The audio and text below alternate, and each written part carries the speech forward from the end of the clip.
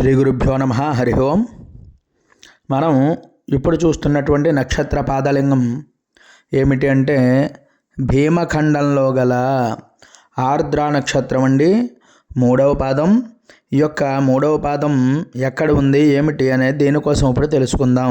ఇది వేములవాడ గ్రామం. ఇదైతే మనకి కాకినాడ టు రామచంద్రపురం మధ్యలో అయితే మనకి కరప దాటిన వెంటనే మనకి ఈ వేములవాడ అనేటువంటి గ్రామం అయితే తగులుతుందండి.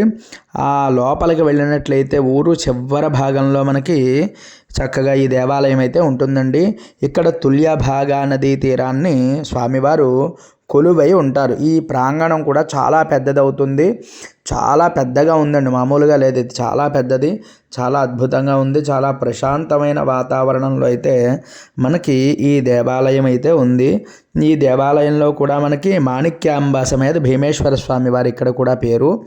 మరి స్వామివారిని అందరూ కూడా చక్కగా వెళ్ళి దర్శనం చేసుకోండి. పూర్వకాలంలో అక్కడ ఆ వేములవాడ అనేటువంటి గ్రామంలో ఒక బ్రాహ్మణోత్తముడు ఒక ఆయన ఉండేవాడు. ఆ భీమేశ్వర అనుగ్రహంతో వాక్శుద్ధి పొందాడు.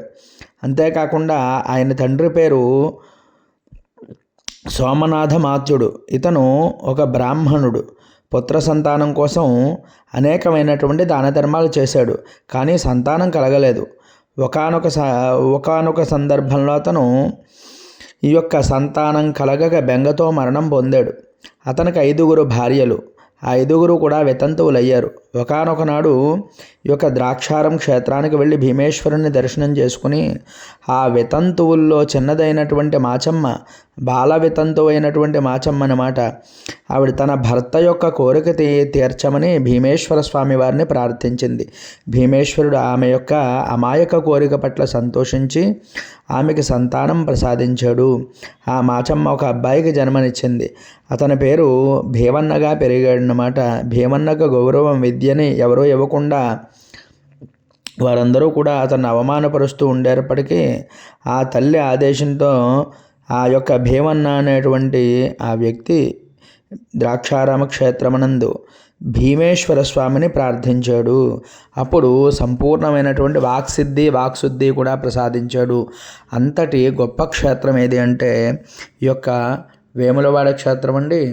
అంతేకాకుండా ఈ యొక్క వేములవాడలో కూడా మనకి భీమఖండంలోనే ఈ ఆర్ద్ర నక్షత్రం 3వ పాదం. సాక్షాత్తు ఈశ్వరుడు యొక్క నక్షత్రం ఏదండి ఆర్ద్ర నక్షత్రం.